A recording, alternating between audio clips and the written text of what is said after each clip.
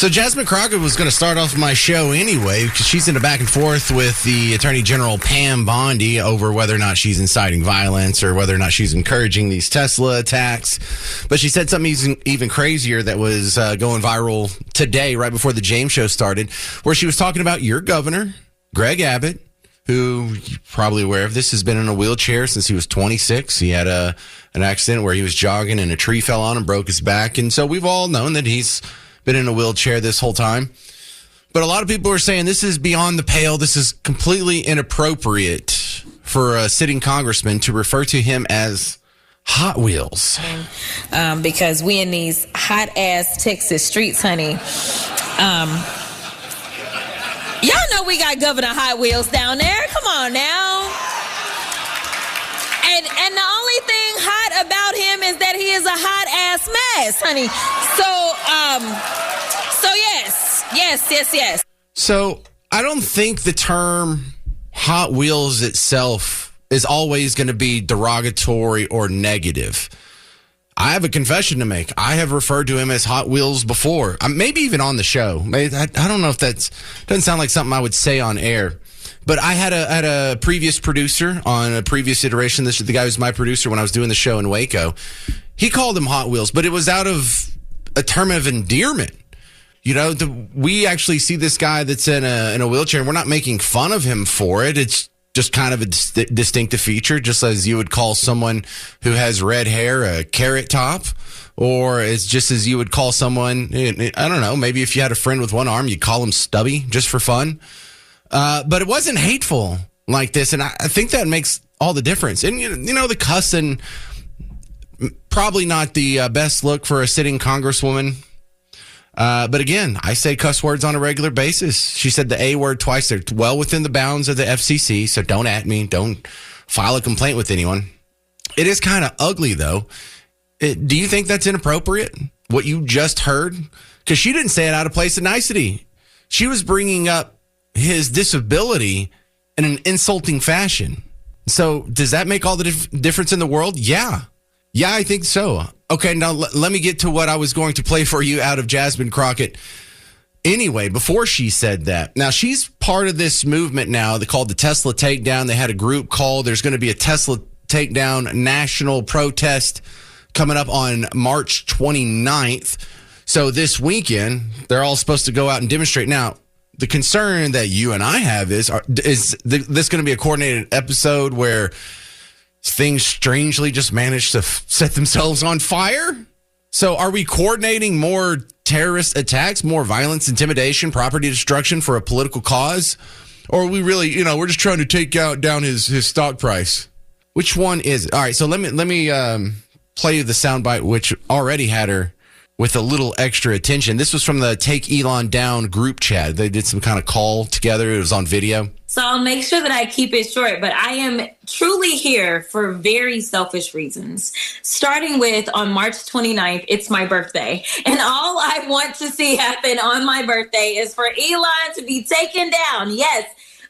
Listen, I have learned as I serve on the Doge Oversight Committee that there is only one language that the people that are in charge understand right now. And that language is money. So I can see why if you wanted to take that out of context, you could say this is a call for violence. But she does say right after that, this is all about money. However, I will grant you this. If Ted Cruz had said that about her, if Donald Trump had said that about her, or Kamala Harris, or anyone perceived to be on Team Red had said that to be about anybody perceived to be on Team Blue, it most certainly would be taken out of context. And there would be cowering and concern and comparisons to literally Hitler, because this is another call to violence from Team Red, and they've got to be stopped. And this is white rural rage, and this is right-wing death squads. And I was playing all the hyperbolic audio on yesterday's show if you missed it. So Pam Bondi responded to that, saying this whole language from Jasmine Crockett, she's on the border of illegal. and inciting violence with that. Now you have this Congresswoman Crockett who is calling for attacks on Elon Musk on her birthday. Let's take him out on my birthday, she says. Yet she turns and says, oh, I'm not calling for violence. Well, she is an elected public official. And so she needs to tread very carefully because nothing will happen to Elon Musk. And we're going to fight to protect all of the Tesla owners throughout this country, and it's this basic safety. Okay, by the letter of what she said, if you take what she said literally, she was not calling for violence against Elon. But I want you to just go ahead and imagine if this was 10 years ago and, the parties were on the different side of the Tesla divide. When Elon Musk was seen as a staunch Team Blue, when he was seen as the savior with the most green company the world has ever known. And there were a bunch of angry right-wingers that would run around torching Tesla facilities and burning auto dealerships and burning charging stations and burning Cybertrucks and different cars and spray painting swastikas and scratching them and doing the keying and whatnot. And then you had Donald Trump go out there and be like, yeah, we need to take this guy down. You damn sure they would have put that together as this is an incitement to violence. They have been incited to violence. Because it feels weird having the discussion right now. Well, is she inciting violence? Well, someone is, because Teslas keep catching on fire. And how disgusting is it that they get away with this? Well, I don't think anybody should necessarily have handcuffs on them and thrown to jail. I just think we need to get the word out, because any rational mind, any person who is capable of independent critical thought will notice the discrepancies here. And notice that, well, when Elon was on Team Blue, Teslas weren't setting themselves on fire. Now they are, that he's perceived to be on Team Red. Clearly one side is more violent than the other. Clearly one side has a screw loose more so than the other side. Clearly, I would prefer to associate myself with the more peaceful, non-feral side of the political spectrum. My next guest, Jerry Reynolds from the Car Pro Show, is coming on. Jerry, what a great cinematography the Tesla company has provided us with all the security cameras. Are they just recording at all times, or is this a certain mode you have to put it into? What's going on there? It's called Sentry Mode, and every Tesla has it. And an owner, when they get ready to leave their car, if there's a little toggle switch on the screen on the car, and if that stays on every time they lock the car, the cameras, and there's 7 of them, will roll and get footage from every different angle. And they do a great job. I mean, some of the pictures that I'm seeing that's coming off these Teslas right now really shows who's doing the damage. And it's so stupid of these people to think that they're going to get away with this. And why would you damage somebody's car anyway? I mean, do they think that they're hurting Elon Musk? Well, they think they're fighting Hitler. They think they're fighting Hitler. It's a virtue signal, and there's a certain level of discomfort and anger that these people live under, and it must be terrible. But I only have one camera on my car. Look, I'm kind of poor, so I have a 10-year-old car, and it's my first car with the backup camera. And, Jerry, I thought I was living in the space age. It's like, you mean I don't even have to turn all the way around the whole time I'm backing up? This is great. So now I can't wait to step up and get the 7-camera system going. Man, I'll tell you what, cameras today, especially those backup cameras, have gotten so good. Every car that I review, I look at the clarity of the backup camera, and with rare exception, they are fantastic. But these Tesla cameras are really, really good, high resolution, and they don't roll all the time. It only activates when somebody gets near the car. So when you get back in your car, you know something's been filmed. Somebody has been by your car, and you better take a look around it. Now, do you have a Tesla, or have you been in a Tesla? How do you know all this? I have driven Teslas. I do not have one. I do have an electric car. Yeah. Oh, yeah. How many Teslas have you driven? Have you been in the Cybertruck? No, I have not been in the Cybertruck. I've been in its competition, the Rivian and the Ford Lightning and the GMC Hummer, but I've never had the Cybertruck, although I would take one if they offered it.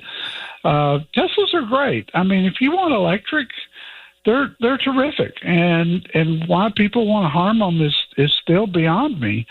They think they're getting back at Elon and they think they're getting back at the company. But if they'll do a little bit of research, first about the cameras, because they're going to be on the news.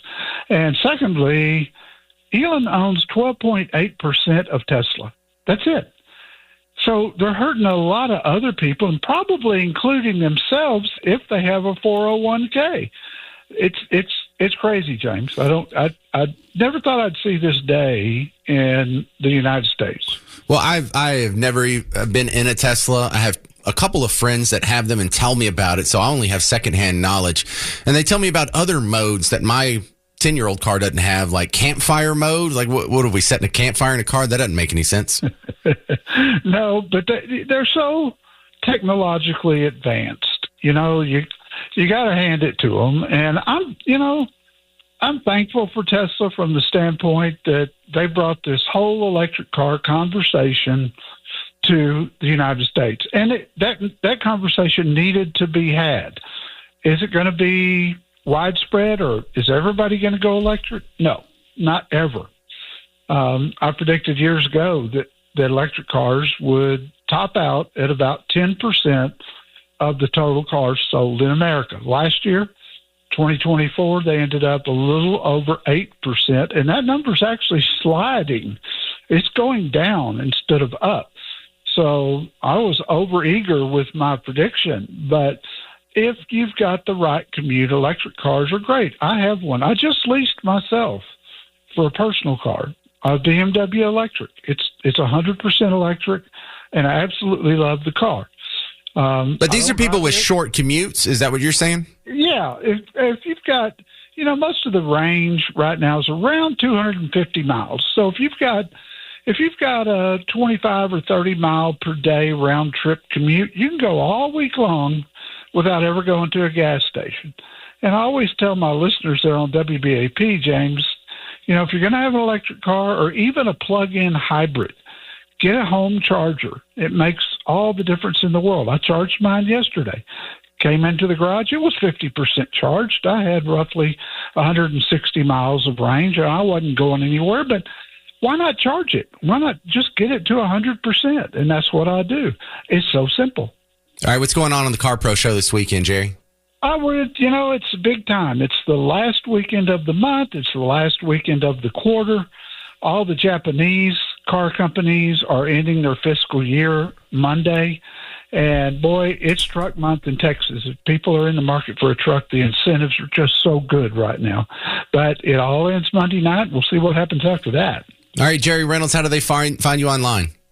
Go to carpro.com, and you can take a look at all my car reviews. I review about 100 a year, and you can look at my FAQ page and the latest news in the automotive world. Well, there he is, Dallas broadcasting legend now, Jerry Reynolds from the Car Pro Show. Thank you very much, sir. You too, buddy. Because we in these hot-ass Texas streets, honey. Y'all know we got Governor Hot Wheels down there. Come on now. And the only thing hot about him is that he is a hot-ass mess, honey. So yes. So a lot of people are saying that is inappropriate for a sitting Congress member. And look, if you make a reference to someone's disability, it's not inherently negative, but that obviously was intended to be negative. So how do you feel about that? 800-288-9227, 800-288-9227. I don't think it's a fireable offense. I don't think she should be impeached. I don't think she should be ostracized from public life. But I think it should give all of her voters a little bit of a pause on whether or not they're voting for the right person. It should also give everyone else a little bit of pause next time they accuse Donald Trump of inciting violence or terrorism or misogyny or hatred or bigotry or not being inclusive enough. Can the look, I'm being a little magnanimous. I'm giving a little space here. Can that generosity, can that grace go both ways? Paul in Prosper, you're on WBAP. What do you think about Jasmine's comments? Hi, James. Crockett herself is inappropriate and foul. But she's actually a symptom of what's going on with the Democrat Party. Before the election, in any argument, they would raise their voices and interrupt and argue and speak over people because they have no reason. They have no logic to support their policies. After the election, they have had to go in the same direction to extremes, such that their rhetoric now becomes violent and abusive. How in the world can you reason that a man is a woman, or that a violent illegal alien is a valued member of the community? This is where they're heading because they have no other place to go. The American voters are done with them, and they don't know what to do. Well, I think that's where they're headed because the media gives them such a pass. Remember when Donald Trump made the bloodbath comment on the campaign trail, not even a year ago. In fact, I pulled it just for this occasion here. This is what was called an incitement to violence last year by the same people who are excusing Mexico this. Has taken over a period of 30 years 34% of the automobile manufacturing business in our country. Think of it. Went to Mexico. China now is building a couple of massive plants where they're going to build the cars in Mexico and they think that they're going to sell those cars into the United States with no tax at the border. Let me tell you something to China. If you're listening, President Xi, and you and I are friends, but he understands the way I deal, those big monster car manufacturing plants that you're building in Mexico right now, and you think you're going to get that, you're going to not hire Americans, and you're going to sell the cars to us. Now, we're going to put a 100% tariff on every single car that comes across the line, and you're not going to be able to sell those cars. If I get elected, now, if I don't get elected, it's going to be a bloodbath for the whole. That's going to be the least of it. It's going to be a bloodbath for the. So he's using the financial term bloodbath as an investment that only spills red ink. But that was called an incitement to violence less than a year ago, Paul. That was a total out of context moment. They grasp at any straw they can to accuse him or the other side of anything that resembles inappropriate behavior. But again, the reality cuts through their lies. It has to, and people are tired of it. It's not working anymore, so they're becoming more and more shrill. Well, also, Paul, I think the effect on public opinion is going to calcify the extreme part of their party. Like, yeah, we do need to take these people down. But there's a lot of moderate Team Blue people who say that I'm not for that, and I see the obvious double standard here, and there's something wrong with that because the other soundbite that's been floating around about Jasmine Crockett that Pam Bondi gets asked about, and you see on your social media feed, is she was asked about Ted Cruz. I guess this was this over the weekend, maybe on Friday, and she was talking about punching him hard. I think that you punch. I think you punch. I think you're okay with you okay with punching. But it's Ted Cruz. I mean, this dude has to be knocked over the head hard, right? There is no niceties with him. Yes, again, they can't argue. The facts don't support them. They will never win a reasoned argument, so they have to go to this extreme. The demagoguery of hatred of the past that has worked so well for them to rile emotions to their support no longer is effective because they've gone too far. Well, it's effective on some people. I would say it's less effective, but yeah, I like the demagoguery is probably the perfect word for it. We're not basing this on any sort of policy position. This is getting you all emotionally razzed up against your opposition by painting them as evil. Ooh, that's right. Literally, Hitler. Because we in these hot-ass Texas streets, honey. Y'all know we got Governor Hot Wheels down there. Come on now. And the only thing hot about him is that he is a hot-ass mess, honey. So yes. Is that appropriate for a sitting member of Congress to refer to your governor's disability in a condescending manner? 800-288-9227. Tana in Red Oak, your thoughts. Hi, James. I'm a physical therapist, and I do wheelchair seating evaluations for a living. And I think what you said was absolutely ignorant and offensive. Well, what I'd like to do... Oh, go ahead. Does it matter if she's saying, calling him Hot Wheels when she's mentioning the accomplishments and how he's overcome such adversity and, becoming governor made his disability, you forget about it. You forget he's a guy in a wheelchair, because I've actually used that term about him in a positive way. So I'm just trying to figure out, was I out of pocket when I said it? Well, context and tone mean a lot. Yeah, that's kind of my take on it too. Well, good. I'm glad you backed me up on that. Anything else I missed? Yeah. Well, what I like is for her constituents who use wheelchairs to visit her office. Show her that you deserve respect. Show her you have dignity. Show her the amazing things you do, and show her how loved you are.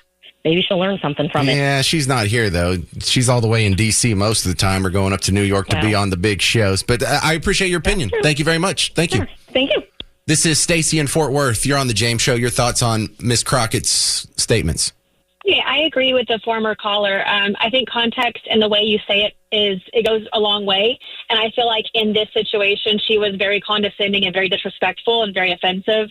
And I just feel like there should be respect and professionalism across the board, regardless of what side you're on. Right, and it feels like the term that gets used against me all the time, where you're punching down. You can't talk about people who aren't as privileged as you, or as a man, I can't talk about females, or as a white guy, I can't talk about people of color, or as a straight guy, I can't talk about people of different orientations. But does she get a pass on that because of her intersectionality trumps his? It's a weird game they play. I see a lot of that, actually. I see a lot of back and forth. And when someone said before us, grasping at straws, if they can't find a common thing to attack them on, they just pick insults. I think it's really immature and unprofessional. Yeah, I can be really immature sometimes too, but not like that. Thank you, Stacy. Yeah, no, I agree. Have a good day. You too. All right, now to my next guest. Joe Cardinale's back on, former lieutenant commander with the NYPD and aspiring politician. I hope he makes it one day, because I love hearing him rip people on Fox News. But Joe Cardinale, how far can her speech go before it crosses a line into criminality? Because she's talked about, wanting to punch Ted Cruz hard. She has spoken in favor of the takedown Tesla movement that's been torching Teslas and their dealerships and all kinds of acts of vandalism and arson. Where is the line between free speech and something that's not free speech anymore? Well, that depends. It depends on if you're part of that radical left that she's associated with, where they feel anything goes. Anything they say can go, anything they do can go, and it doesn't make a difference. Maxine Waters, you see her calling for, going in and getting in people's faces. This is the norm for them right now. And until the Democratic Party starts separating themselves from that and saying, listen, we want to get back to some normalcy here, it's going to continue to happen, because she gets the greasy, wheel is getting all the attention right. The squeaky wheel is getting all the attention right now. And she likes it. She had a spar with Nancy Mace in Congress, calling her baby girl one day. It gets to the point where, what is acceptable. Nancy Mace is, strong with her verbiage too when she's in Congress, but when you cross the line saying things about people that have disabilities, and she did cross the line, she can sugarcoat it all she wants. And as your caller said, it's how you use the term and everything. But she was doing it to, put a little spin on it for herself, and to attack Ted Cruz. She couldn't shine his shoes on her best day and him on his worst day. It's ridiculous that she actually chooses to go after the people that mean the most to Texas. Joe Cardinale, can I continue with you after the break? Can you hang on? I know we didn't schedule that, but she's talking positive about these Tesla takedown protests. And in 4 days, on March 29th, there's supposed to be a nationwide protests at your local Tesla dealerships. And, it's one thing to not be able to pin things. Now she's talking about a Tesla takedown, and you can say, well, look, they've already been setting dealerships on fire. Well, I wasn't talking about them. But coming up in 4 days, if this movement that she supports, if they actually do commit acts of violence or, terrorism, can she be held accountable? You'll hear from former Lieutenant Commander from the NYPD, Joe Cardinale, next on The James Show. And if you have a hot opinion on that too, 800-288-9227. 800-288-9227. I'm James Parker. It's News Talk 820 WBAP, now on FM at 93.3. We're continuing with my guest, Joe Cardinale, retired NYPD lieutenant.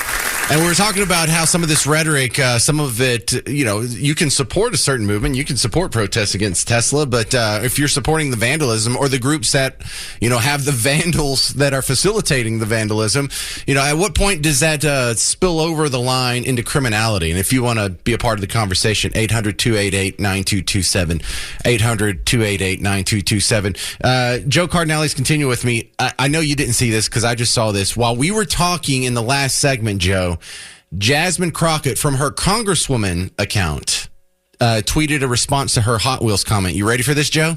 Oh, here we go. Oh, my goodness. Y'all gonna think I'm making this up. She says, I wasn't thinking about the governor's condition. I was thinking about the planes, trains, and automobiles he used to transfer migrants into the communities led by black mayors, deliberately stoking tension and fear among the most vulnerable. Literally, the next line I said was that he's a hot A blank blank. She used asterisk to edit herself. Hot A mess. Referencing his terrible policies. At no point did I mention or allude to his condition. So I'm even more appalled that the very people who unequivocally support Trump, a man known for racially insensitive nicknames and mocking those with disabilities, are now outraged. See, Joe, she wasn't talking, when she said Hot Wheels, she wasn't talking about his wheelchair. She was talking about the planes, trains, and automobiles transferring illegal immigrants, not back to their home countries, but to sanctuary cities. Do you buy that, Joe? Not at all. No, not for 5 seconds. Here's the thing where she's throwing something at the fan, and it came back and it hit her in the face a little bit. And she turns around and says, well, I have to clean this up a little bit. So she has time to think about it, and she has a powwow with the people around her and say, well, how can we clean this up? This is what you really meant. We know what she really meant. All right. She's, made innuendos before. And that's the dangerous part. They get to pick and choose when they want to say something, no matter what it is that they say, whether it be, something that fuels the fire on the Tesla dealers, literally. All right. Or if it's anything that's politically motivated, which everything is today. But you and I have had the discussion before about freedom of speech. All right. And at what level, at what time do you turn around and turn it down? Or at what point do you say enough is enough and hold people accountable for it?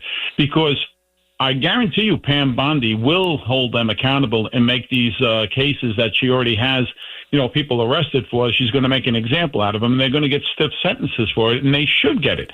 All right, because this enough is enough. And here's the funny part. I don't see her once redirecting any of her efforts to a great museum, which is now in Arlington, Texas, for the Medal of Honor Museum that's down there, or mentioning the Medal of Honor recipients, or even going down here herself and saying, hey, this is a great thing, I like it, everything. No. She chooses to use her platform to further the divide between any common sense Democrats and Republicans. That's what she's doing. She's trying to get them over to the side with them, with AOC, with Bernie. And I know it must have killed Bernie Sanders to get on there and say that he agreed with he thinks the president's doing a great job at the border, but everything else he can't stand him for. They will fight this president every step of the way. Anything they can do, they're going to do it to him. So you're a cop. You have to go out there. I mean, not now, but you spent your career as a cop. You have to go out there and police speech, that's crossing the line. And so whenever she says she supports the Take Down Tesla movement, she was on a video call, like a group call with the Take Down Tesla movement. In fact, there's a website I was reading up on it, TeslaTakedown.com. Now, if she says that she supports taking down Tesla, I can see why she wouldn't be held liable for the people who yesterday or the day before or last week were setting fire to Tesla cars. You can't make the direct connection. Well, she told them to do it. They went and did it. So she went and incited violence. But if she's talking about this specific protest movement that's going to happen on a specific day, and there's a little bit of organization here too. There is an official website. There is a hierarchy. There is, like I said, organization to it. And these people go and commit acts of violence or acts of vandalism. Can she be held criminally liable for inciting those criminal actions? That's kind of tough because she's going to say it's a generality that she's saying. And as you said, just innuendo. She really doesn't mean that. Yet if somebody gets hurt, if somebody, gets hurt during the fires or the firemen get hurt putting out these fires, people have to realize that that's a very high risk for firemen as it is because of the batteries that are inside these cars. All right. It's a very dangerous thing. And I think that should raise this to another level. But between her, AOC, and when you see these little groups that go around the whole country, and it energizes the crazies that they have that can turn around and say, hey, they really want us. They're saying it's okay to do it. Let's go out there. Let's burn a dealership down. Let's go key somebody. Let's write Nazi or put SWAT stickers on the cars. All right. And some of these car owners just happen to be, Jewish. All right. So it's not a coincidence that way. And that right there is hate speech. So she can sugarcoat it all she wants. She's putting them out there to do the damage, and then she's going to sit back and say, hey, I never said that, but you know what? People have a right to, free speech. I don't agree with burning the cars down, but you know what? People are inside, and she still sugarcoats it instead of just saying enough is enough. If you don't like Elon Musk, don't buy his cars, all right? If you want to do a protest in front of one of his places, do a peaceful protest. But the second that changes from peaceful to anything else, action should be taken. All right, retired lieutenant from the NYPD, Joe Cardinale, is your political aspirations, has there been any movement on your next run for office? I tell you the truth, every time I see this and I see what's going on in Albany, there's always room for improvement, and if we can improve it later on down the road, we'll see what happens. But, it's a couple of years off. In the meantime, I still stay involved in everything, and this is the reason why, because you can't back up now. You have to move forward. Everything is going, according to schedule for, getting the country back in order. And, we're going to have the arguments over tariffs and everything. We'll see what happens. But, I love the direction our country's going in right now. All right. Well, thanks for being on the James Show again. I hope to see you on TV soon as well. Joe Cardinale. Coming up next, we'll talk to Jim Varney from Real Clear Politics. And how is all this working out in the polls? All these attacks, all of this negative media time, all this vitriol, all these protests. Is it working? The question is it working? Well, who better to ask than someone from Real Clear Politics? James Varney's back on, and it seems to be, they're trying real hard to show the world that they're upset, and you need to be upset too, but I don't think their anger is catching on, Jim. Well, it's hard to say, right? Like, they love to talk about how we're going to drive down the stock price, but it's my understanding the stock price is a lot higher than it was a year ago at this time. So that doesn't seem to be very successful. I think that they do have, you mentioned the Molotov cocktail, and you heard about that website that supposedly came and identified everybody, and I guess the cursor on it was a Molotov cocktail. I didn't go to the website myself. I don't own a Tesla. But I think the whole thing is indicative of two things. One is how quickly they seem to be willing to escalate and sort of condone violence. You're Crockett, as a Texan congressperson, that doesn't seem to be too shy about advocating for that. And then the second thing is that I don't know if Trump derangement syndrome is a real thing, but anything that Trump does, they reflexively oppose. So you take a guy like Musk, who was 3-4 years ago, a hero to these people. EVs are supposed to be the future. They're supposed to be the most important tool to get us to this net zero future. And now he's the devil. It's a remarkable turnaround. And it just shows that it's whatever Trump likes, they hate. Well, the concern that I think they should have is there's a lot of moderate people on Team Blue who, I don't know, maybe they just support abortion or welfare, or, they haven't put a whole lot of thought into it. But, for the people that are actually peaceful, they don't like seeing things set on fire. Doesn't this cause a divide within Team Blue? You would think, or you would hope that it might. As far as I can tell, though, what's happening with the Democrats is that Schumer's worried about getting primaried by AOC.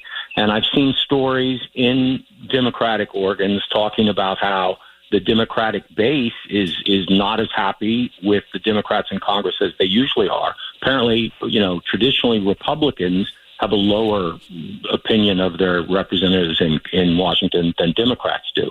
That's not true anymore. And I think it's a little worrisome that we don't see any of the Democratic leaders trying to pull the party to the center. They remain enthralled to the left wing, and it's pushing them in the direction that you're talking about. So I don't know if it is causing a divide within the Democratic Party, but the side that you would think would be offended or reject these type of things doesn't seem to be very vocal to me. Well, we see the Democrat Party, their approval rating at historic lows, but below 30% now. So at least in the near term, it doesn't seem to be working. I find it hard to imagine those polls stay that low for that long, because I figure by the midterms, someone will have whipped up a little of enthusiasm, or at least, having a year and a half of steady drumbeat negative news could get those numbers up for them. Well, they're definitely going to have the steady drumbeat of negative news in all of their organs and online sources and things like that, because that's their bread and butter. And look, I don't know what did you say the number was now? It's under 37%. Well, I saw one at 29. The lowest I saw was 24, but it was an outlier and doesn't even seem believable. So I'll rest with the 29. 30. All right, because that was the Gallup number. Okay, they're not going to get 30 at the voting booth. They're going to do better than that. I mean, both sides seem to have more than 40% baked in. So, yeah, I don't think that 30% is going to make too much difference come the midterms. I would expect it to be a nail biter. Well, you sound kind of a little wishy-washy like me. Like, I'm not sure if there's necessarily a divide in the Team Blue voting ranks as much as we're just seeing the painful transition, because AOC does more closely represent what I know it's anecdotal, but my Democrat friends on the street that I actually have close relationships with, they all sound far more like AOC than a Chuck Schumer. And they don't like the same thing that Republicans don't like about rhinos, is all the compromising and giving up so easily when you could have fought a little bit harder and actually stood on the principles. AOC seems a little more principled than the Chuck Schumer. So I can see why my Democrat friends would like her better. I guess, but I mean, what's that built on, James? I don't see Congress doing much to try and codify Trump's agenda or to advance Trump's agenda. This all seems to be stemming from that one continuing resolution to keep the government open. I mean, I don't see a bunch of initiatives that the Republican majority is pushing through Congress or trying to get through Congress. So I don't know exactly what it is that the Democrats have supposedly caved on. I don't see a lot in the House or the Senate for them to fight against, and they're just letting their judiciary friends handle it for them. Well, he's not running around calling them Nazis and literally Hitler and I don't dispute Hot Wheels. I don't dispute the way you characterize it. I'm just saying that I look at that too, and I'm like, what is it that you guys think that they've caved on? Because I don't see that much other than, like I said, that budget thing that Congress has done. All right. Well, hey, I appreciate your work over at Real Clear Politics, Real Clear Investigations, and thank you for your time being on the James Show. This is James Varney. You can find him online, and, some of your articles are really long, so if you might want to take a good 10, 15 minutes of reading time, next time you're in the handicap stall. Remember James Varney. Thank you, sir. Appreciate the plug. That's a great plug, isn't it? She's already been under fire for the Tesla takedown comments and for the punch and Ted Cruz comments. And it sounds like she's calling for violence against Tesla or whatever. But today, it's the number one trending story the entire time the James Show has been on. And for about 4 hours before that, her words about your governor, Greg Abbott. She called him Hot Wheels. Here's the clip that has everyone talking right now. Because we in these hot ass Texas streets, honey. Y'all know we got Governor Hot Wheels down there. Come on now. And the only thing hot about him is that he is a hot ass mess, honey. So yes. So she has followed that up with a post that happened about not even an hour ago, where she was saying, listen, I wasn't saying that about his condition. I was saying that about all the migrants he was deporting up to sanctuary cities. Yeah, all the planes, trains, and automobiles. Yeah, that's the ticket. That's the wheels I was talking about. I would never make fun of someone for having a disability. You buy that? 800-288-9227. AJ in Colleyville, you're on WBAP. What do you think? Don't buy it at all. I mean, I think the American people are too intelligent for this at this point. They've seen lies and hypocrisy nonstop from that side and from Ms. Crockett. We saw them make fun of Elon for being on the spectrum. We saw them, not stand for a child with brain cancer. We saw them just in every way, doing things that are opposite of their beliefs. They call Melania, they make fun of Melania for being a foreigner, but yet, the Republicans are xenophobic. If it suits them, it works. She was making fun of the disabled. It was obvious. They're supposed to be the champions and the tolerant, and they're not. And if you'd like some breaking news, she actually assaulted one of Laura Loomer's citizen journalists today. Yeah, I saw someone mention that in another comment, but I don't know the backstory. What is that, AJ? Basically, he was walking up to her, trying to question her about exactly what we're discussing. Actually, he was questioning her about the violent rhetoric toward Tesla. So it's a lot to keep up with her. Mm-hmm. And she was ignoring him, kind of talking to somebody walking, and then you can see her just violently and aggressively grab the phone out of his hands. I'm told that her nails dug into his hands. He's gone to the police and filed an assault charge at this point. So something needs to be done. I mean, we're allowing at this point a political elite ruling class to assault us, to take away our rights, to steal our money and use it for corrupt reasons. And I think it's being exposed, and I think you're seeing them lash out as a result.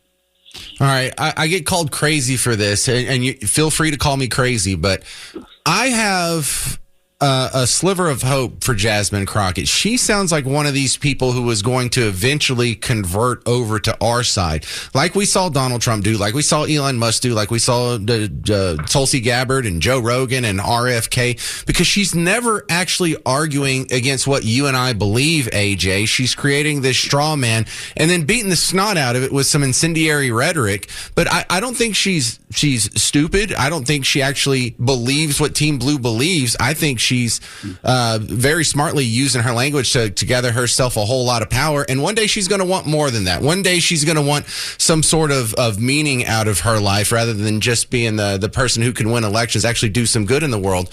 And part of me thinks that she's one of these people that's convertible. I absolutely hope you're right. It could be that she's just trying to be provocative right now to gain a larger audience and kind of gain more power, to your point. I tend to think that these days, most of these politicians are just trying to create personal wealth and gain for themselves. There's a lot of, insider stock trading tips that are traded over cocktails on the Hill in Washington, D.C. I think that Jasmine Crockett and AOC are probably two that are going to take advantage of that. I don't have any proof or evidence at this point, but I mean, we certainly see their net worths grow a lot faster than their salaries would indicate. I hope you're right. I don't think so. I think she'll go wherever the money leads her. I think, unfortunately, most of the politicians are that way at this point. But if she could convert, that would be fantastic. I do want to point out there's another option in Sheldon Daniels for Congress down there as well. You know what? That's one thing we're going to keep a close eye on is Jasmine Crockett's primary and then her final race there. Thanks for the backstory on the Loomer situation. I had seen a comment and I was refraining from saying anything about it because I didn't do all the clicking through the links there. Yeah, you're doing a live show. No problem. Thank you so much for having me. Thank you, sir. But boy, that text, that tweet she put out about an hour ago, no, I wasn't talking about his wheelchair. I was talking about the planes, trains, and automobiles he was using to take migrants to sanctuary cities. Did they take a train? I thought they just flew him up there. I figured maybe there's an automobile from the airport to whatever detention facility, or when they dropped them off in Nantucket. That was buses. Or no, that was Martha's Vineyard. That was I remember they dropped them off on buses. I don't know if they even use trains out there. That just seemed like a very convenient excuse.